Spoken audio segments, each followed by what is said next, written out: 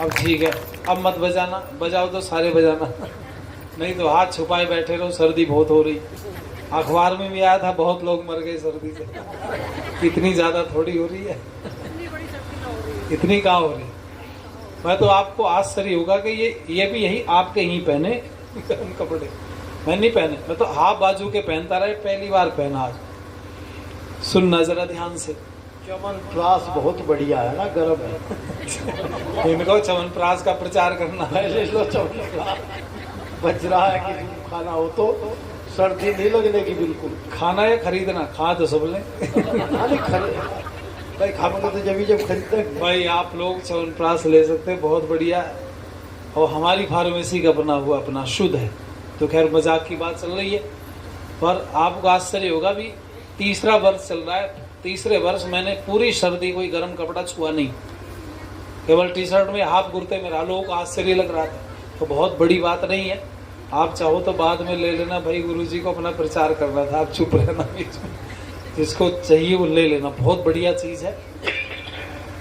सुनो इसलिए ध्यान से, हम अपनी बात पर लौट करके आना चाहते हैं कि जहां पर मनुष्य को ताकत लगानी चाहिए थी वहां लगा नहीं रहा है, और उसका कारण बताऊं आपको, जरा एक सर्वे कर लेते हैं आप लोगों से। एक लड़का है जाटों का, पछातों का ही मान लो, जिसकी संख्या ज्यादा उसकी समझ में बात आसानी से आएगी। लंबाई ज्यादा नहीं है, 5 फुट के आसपास रह गई है। रंग भी गुरुजी की तरह है, मेरी तरह नहीं है। रंग थोड़ा पक्का है, और बाल भी उड़ गए, और वो भी खाता है, क्या कहते हैं उसको, सुरती, रगड़ता सुरती, दिखाता फुर्ती, फट फट फट फट ऐसे कर दबा लेता है, और पी भी लेता है। कभी आप कहो कि बाद में नहीं, पहले नहीं बताया, इसका विवाह करना है हमें। भाई सारी बात, चलो गुण किसी को ना बताया जाए, पर अवगुण का तो पता होना चाहिए भरत जी, नहीं तो ये अवगुण सुन लो इसका। लंबाई कम है, रंग बिल्कुल पक्का एकदम, बाल भी उड़ गए, सुरती भी खाता है, जब पीता तो इतनी ही पीता, मतलब फिर ठागी लाने पड़े, खूब पीता है जी। और पढ़ने की बात सुन लो, पढ़ाई की, 9th क्लास में मास्टर ने एक दिन पिटाई कर दी, फिर ये स्कूल ना गया। 9th भी पास नहीं हो पाया। इसका विवाह करना है, हो जाएगा? जोर से बोलो, हो जाएगा। अरे सुनो तो सही बात पूरी, पहले यहाँ तक ही बताओ, होगा या नहीं होने का। और शर्त वर्त मत करो, आप तो शुक्र हो थोड़ी, आप तो अगली बात कर रहे हो। मैं पीछे वालों से पूछे, भाई कुछ तो आप भी बोलो पीछे से, क्यों जी, हो जाएगा? हाँ मतलब ना ही है। अच्छा आप बताओ माताओं बहनों,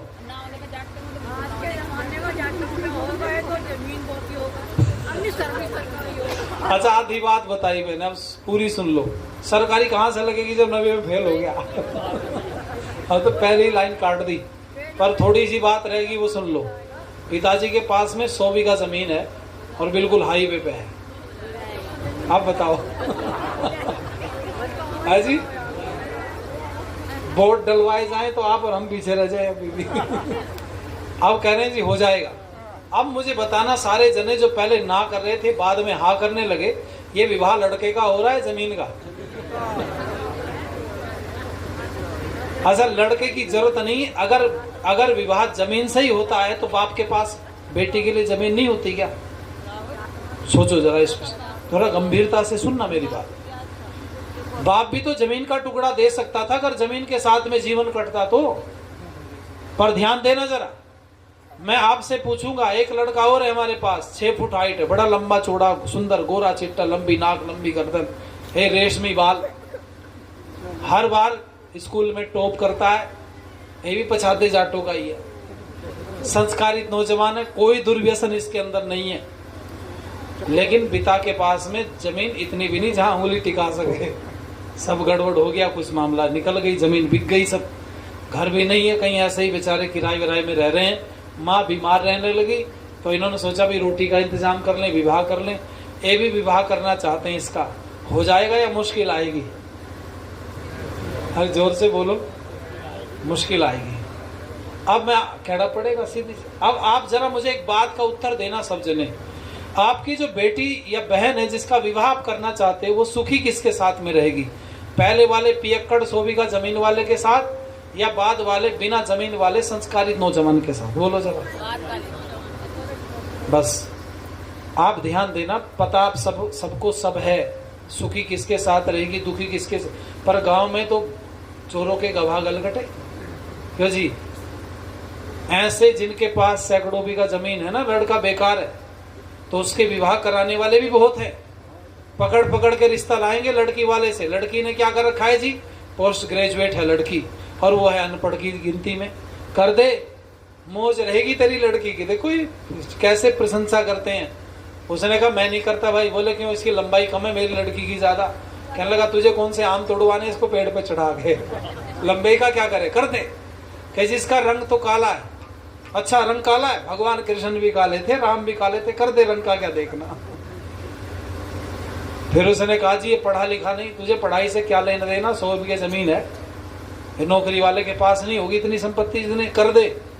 फिर वो कहेगा नहीं जी ये तो पीता भी है, मुझे बताया किसी ने। तो ये कलमू है कहते हैं, जो सिफारिश करने वाले सिफारशी होते हैं, ये कहते हैं यार कौन नहीं पीता इस गांव में, ये बताओ।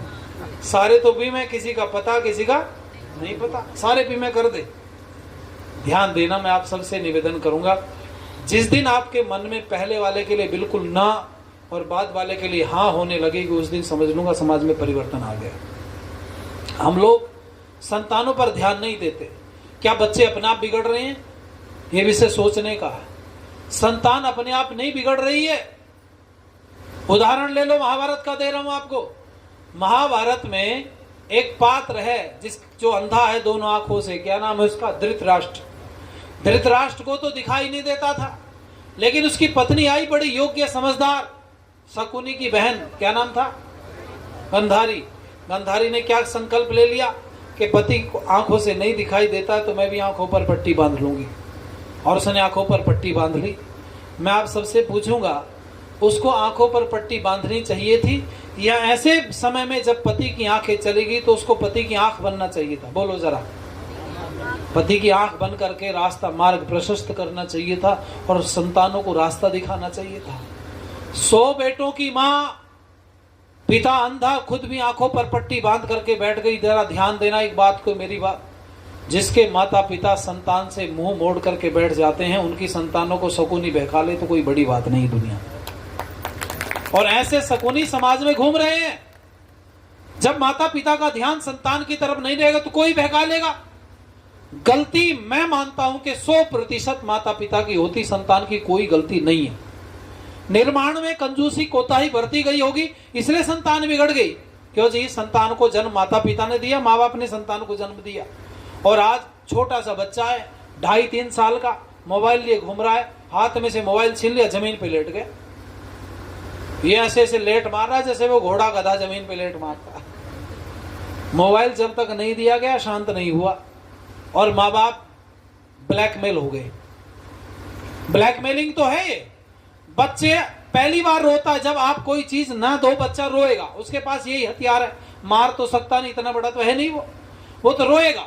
और जब बच्चा रोता है और आप उसके रोने को देख करके आपसे रहा नहीं जाता, हाय हाय रो मत, बस दे देता हूं, जब आप उस समय पर उसकी वो ख्वाहिश पूरी कर देते हो तो वो ब्लैकमेल करना शुरू कर देगा। हर बार उसका यही प्रोग्राम रहेगा। जब उसको कोई सामान चाहिए, आप मना करो, रो करके जमीन पे लेट जाए, आप ला करके दे दोगे। और ये करते करते पहले छोटे छोटे कांड करता है, फिर बड़े कांड करने शुरू करता है, फिर ये बड़ा कर्मकांडी बन जाता है। कैसा कर्मकांडी? ये सब काम करता है, उलट पुलट जितने हो सकते हैं। हम भी बिगड़ सकते थे। मैंने बचपन से वो बात देखी, जब हम छोटे छोटे थे 4-5 साल के, तब तक पिताजी ने पास सुलाया हमें, बहुत प्यार से बात करते थे। उस काल की थोड़ी सी बातें, कुछ क्षण मुझे याद हैं, ज्यादा नहीं मैं कह रहा हूं। पर उसके बाद की स्थिति देखो आप। हमारे पिताजी ने खूब डंडा बजाया, खूब पिटाई की, जितना मारपीट कर सकते थे हमारे साथ खूब किया। इतना भय हमारे अंदर पैदा हो गया, दुनिया से डर नहीं लगता था, बाप से डर लगता। कई तो हमें ब्लैकमेल बच्चे कर लेते, तेरे घर जाके तेरे पिताजी से बताऊंगा। मैं पिताजी से मत बताना। और मुझे उस समय पर लगता था दुनिया में सबसे खराब बाप हमारा है। मारता है, छेदता, खेलने नहीं देता, इसके साथ नहीं जाना, उधर नहीं जाना, ये नहीं खाना, ये नहीं पीना। डर तो पैदा हो गया मन के अंदर, पर पिता हमें दृष्टि में गलत हो गए। पर जब हम युवावस्था की दहलीज पर आकर के खड़े हुए और लोगों ने कहा एक पैग लगाओ, हमने कहा भाई बाप बहुत खतरनाक है ना। वो गाना सुना था ना, बापू सेहत के लिए तू तो हानिकारक है। हम उस हानिकारक बाप की संतान है भाई। हमें लगा कि पैग में उतना आनंद नहीं आएगा जितना पीटने में कष्ट होगा। भाई हमारे बस की बात नहीं। मेरे साथ स्थिति हुई एक दिन, मैं मेरे मामा के यहाँ गया हुआ था, वहाँ विवाह था मामा के लड़के का। छोटे थे, शायद 9th में 10th में पढ़ते होंगे। उन्होंने क्या काम किया, वो उनके यहाँ प्रोग्राम चल रहा था जो छई बई का पता नहीं क्या क्या था, याद नहीं, धुंधली याद है। तो उन्होंने बोतल खोल रखी थी और मेरा शरीर मतलब ऐसा था एकदम भरा हुआ सा, ज़्यादा मोटा तो नहीं था, पर चूंकि दौड़ता था, स्पोर्ट्स करता था, 20 किलोमीटर वॉक रेस का चैंपियन रहा 6 साल लगातार। तो मैं 30, 20, 25 ऐसे किलोमीटर डेली दौड़ता था। तो शरीर ठीक ठाक था। वो मेरा हाथ दो ने इधर से पकड़ लिया, दो ने इधर से। अब मैं कैसे छूटाऊं, पकड़ के मुझे वहां चारपाई पे लेटा दिया। जहां पैक बन रहे थे उसने कहा डालो इसके मुंह में। मैंने कहा तुम जबरदस्ती मेरे मुंह में डाल सकते हो, मेरे पिताजी को पता चल गया तुम्हारे धुर्रे उड़ा देंगे। खैर भगवान की ऐसी कृपा हुई, डूंगर साहब एक हाथ मेरा छूट गया और उनको ये विश्वास नहीं होगा कि क्या कर सकता है। उन्होंने सोचा हाथ ही छुटा रहा है। हाथ छूटा मेरा सीधा, मेरे को जिसका मुंह सामने आया दबा के मारा, इतना तगड़ा मारा जिसको भी लगा वो पड़ गया एक तरफ, हाय मार दिया। फिर वहीं पास में भैंसा को हाँकने वाली वो रखी थी, पहने इतनी बड़ी, उसमें आर गड़ी हुई थी आगे। मैंने सीधी मारी जैसे भैंसे को मारते थे। 3-4 थे, मैंने उनका हाल बेहाल कर दिया और पहनी भी जहां लगा दबा करके मारा। मतलब वो 4 आदमी भागते भागते छुप रहे, शाम का टाइम, किसी तरह भाई जान पकड़ दे। मैंने कहा तुम्हारी माँ ने दूध पिलाया तो आओ मेरे सामने। मेरी माँ थी वहां, मेरी माँ ने मुझे दौड़ के पकड़ा, क्या कर रहा है? मैंने कहा मुझे पिला रहे थे। मेरी माँ ने भी उनको धमकाया, कहने लगी पर मारते तो नहीं, तूने तो इतना भयंकर मारा उसके, तो कई तो चौबे मार दिए किसी ने, निकलने दो खून अपने को, क्या है। हालांकि मेरे साथ मैंने जो वो काम किया उसकी चारों तरफ चर्चा होगी पूरी रिश्तेदारी में, ऐसी बात फैलती बहुत है। और मेरे को उसका इतना बड़ा लाभ मिला, जब मैं कहीं रिश्तेदारी में जाकर के बैठा तो मेरे से 4-5 फीट दूर बैठे बाकी लोग। उन्होंने कहा इसका कोई विश्वास है, जिसको बुरा लगा तो कुछ भी कर सकता है। और ये भगवान की मेरे पर इतनी कृपा है, जितनी मेरी जबान चलती मेरे हाथ उससे तेज चलते। और मैं अपने शस्त्र मैंने रख दिए उठा करके, पर इनका मैं प्रयोग करता रहता हूँ। पिछले दिनों एक मिल गया मुझे गांव में, वो वाला समझ गया, कपड़ा बेच रहा था। मैंने कहा भाई तेरा नाम क्या है? उसने पता नहीं क्या नाम बताया, पंकज नाम बताया, जाने गुड्डू बताया, भगवान जाने। मैंने कहा यार आई कार्ड दिखा दे। कह रहा ना हम सरदार पंजाबी हिंदू हैं। मैं कहा मैं तो पूछा ही नहीं तू हिंदू है मुसलमान, मैं तो आधार कार्ड पूछा। कहने लगा गांव में तू पहला आदमी जो मेरे से आधार कार्ड ले रहा। मैंने कहा मैं पहला ही आदमी हूँ और अंतिम भी हूँ, तेरे से कोई और पूछेगा नहीं। वो बैठा हुआ था चारपाई पे, कपड़े दिखा रहा था, एक थप्पड़ लगते ही जमीन पे गिरा। पिछले साल की बात। फिर मैंने खड़ा किया, मारना शुरू किया। भगवान की कृपा से मैंने उसकी रूहा ताजी की अच्छे से। और जब भागने लगा कपड़े उठा अपने और निकल, दोबारा अगर यहाँ दिखाई देगा गांव में तो काट के दाब दूंगा ही तुझे। धर्म संस्कृति के लिए लड़ना पड़ेगा, अपने अस्तित्व को बचाने के लिए, चरित्र को बचाने के लिए लड़ना पड़ता है। और मैं आप सबसे कहूंगा, ये रॉयल कौम थी जो लड़ती थी, जिनकी वजह से सनातन धर्म की छोटी बिरादरी अभी सुरक्षित रहती थी। उनके बच्चे कहां हैं आज, किस स्थिति में, खा पी करके बर्बाद कर रहे हैं अपने आप को। मैं आप सबसे निवेदन करूंगा जरा ध्यान देना, संतान के ऊपर माता पिता का अधिकार तो होता है, पर उस अधिकार को जताना माता पिता को नहीं आता। बचपन से आप बच्चों को बताते बिजली इसको नहीं छूना, तो क्या बच्चा बिजली छूता है? कभी नहीं छूता। आप बता देते हो सांप है, ये बिच्छू है, ततैया है, इससे बच करके रहना, बच्चे को आपने बता दिया, वो उसके पास में नहीं जाता, जीवन भर सुरक्षित रहता है, बच जाता है। हाँ अकस्मात किसी के साथ घटना घट जाए, विषय अलग है, लेकिन आपने जब बच्चे को बताया बिजली है, सांप है, बिच्छू है, ततैया, इससे दूर रहना है, पास जाओगे तो मर जाओगे, तो बच्चा अंतिम समय तक दूर रहने का प्रयास करता है। ऐसे ही जिस दिन आपने घर में बैठ करके अपने बच्चों को बीड़ी, पान, तमाकू, बीड़ी, सिगरेट, शराब, गुटखा, चुटकी, मांस, अंडा, इन सब से दूर रखने का प्रयास किया और जब उपदेश देना तुमने शुरू कर दिया कि बच्चे ये सब चीजें गलत होती हैं, ये जीवन के लिए बर्बाद करती हैं, उस दिन तुम्हारे नौजवान बचेंगे। पर बिजली, सांप, बिच्छू, ततैये से बचाते हो, पर शराब, बीड़ी, सिगरेट की बुराई नहीं बताते। बचपन से आपके पास बच्चे आते हैं तो बताओ उनको। मैंने खुद देखा है। आज डूंगर साहब कह रहे थे दोपहर में कि वो दादा से भी दूर किया जाता है बच्चों को, कि नहीं इसके पास मत जाना, इसके मुंह से गलत हवा निकलती है। पर मैं आपकी बात को पानी दे रहा हूं, आप तो हमारे बड़े बुजुर्ग हैं। पर एक बात बताओ, जो हुक्का पी पी करके वहां तक बास आ रही हो, जिसमें से बीड़ी, चैन स्मोकर बना हुआ हो, बीड़ी पीता फेंकता बीड़ी, ऐसे के पास पोते को रखने में फायदा क्या? बोलो जी। भाई मैं तो बच्चा हूं आपका, मैं तो आपके जैसा कोई व्यक्ति हो तो हम कहते हैं कि उसे ऐसे दादा के पास लगना चाहिए, पर ऐसे दादा से भी दूर रहना चाहिए भाई जो हुक्के में दम मारने सिखा दे। ट्रेंड चल रहा है विवाहों में आजकल।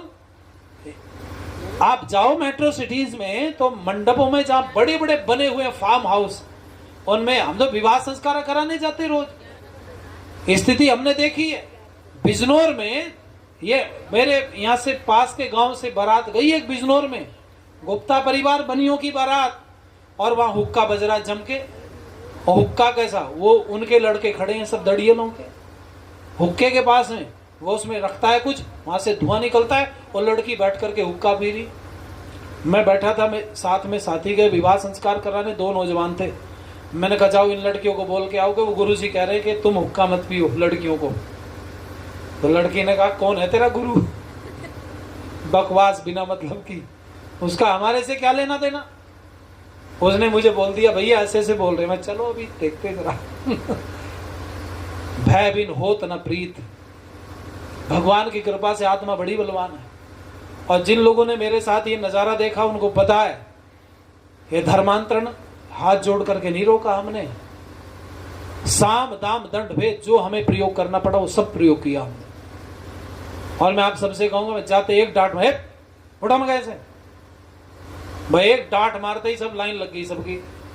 तुम्हारी हिम्मत कैसे पड़ी कि हुक्का पीने की? पहली बात तो इसको बुलाओ जिसने हुक्का लगवाया, लड़के वाले ने कि लड़की वाले ने? बुलाओ। मैंने कहा, और मैंने कहा पहले जो लड़की वाले ने लगवाया तो उसकी लड़की से लगवाए पहला दम हम, जिसका विवाह होने वाला, मैं दम मार सबके सामने। जब तेरी लड़की नहीं हुक्का पी सकती, दूसरों की लड़कियों क्यों बिगाड़ रहे हैं? यहाँ पर एक डांट मारनी थी जोगेंद्र जी, सब हाथ जोड़ के महाराज अभी बंद करा दो, भगाओ यहाँ से उठा करके सुख, नहीं तो विवाह संस्कार कराऊंगा नहीं, और उल्टा श्राप और दे के जाऊंगा, सारी जिंदगी नरक भोगोगे दोनों से। डर गए, हट गया हुक्का। पर सोचो तो सही, हुक्का आया कहां से? लोग कहते हैं जी जोड़ने का प्रोग्राम है, तो फिर रामचंद्र जी के राम राज्य में भी हुक्का मिलना चाहिए था। क्यों जी? भाई सेना को जोड़ने के लिए हुक्का रखा होता।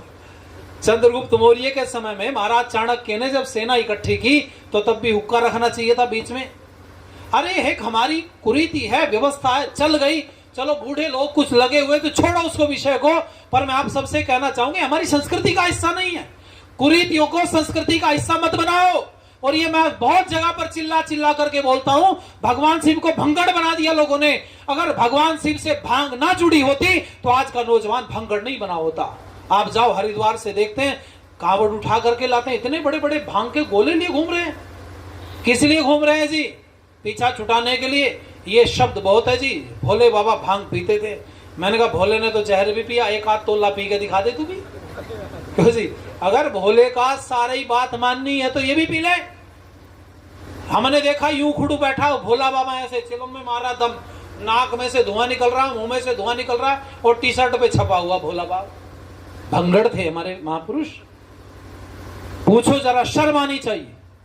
कितने लोग कावड़ लेने जाते हैं, उनको पता है शिव के पिता का नाम क्या था, मां कौन थी, हिस्ट्री जानते हैं, वो कहां रहते थे, किस जगह पर रहते थे, उन्होंने काम कौन से किए, कोई अता पता आज के हमारे नौजवान को नहीं है।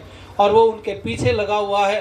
ये महाशय जी कहते तो हैं, वो भी सुना करके कि मेरे से पहले कृष्ण मुनि अक्कड़ धत्ता भरला भंका पत्ता भूख दू दिल्ली बंबई कलकत्ता लगा दम मिटे गम कमावे दुनिया खावे हम चिलम चमेली फूंक ठेकेदार की हवेली। इनका ही खा रहे, इनका ही सुन, इनका ही भुन। एक तो गा रहा हो सुबह सुबह बस्ती में, और एक तारा ले रखा, तेरी पड़ोसन कर रही रान, तू क्यों बैठी है जिजमान हर गंगे। सुबह सुबह पूरी बस्ती में बिलो रखी, एक तारा ले रखा, तेरी पड़ोसन कर रही रान, तू क्यों बैठी है जिजमान हर गंगे। और एक पीछे से बोल रहा आराम से, बुढ़ियारी तेरे पूत मरो। और करो क्या बुढ़िया ना भीख मिला पूरी बात नहीं सुनाते, गड़बड़ मामला। मतलब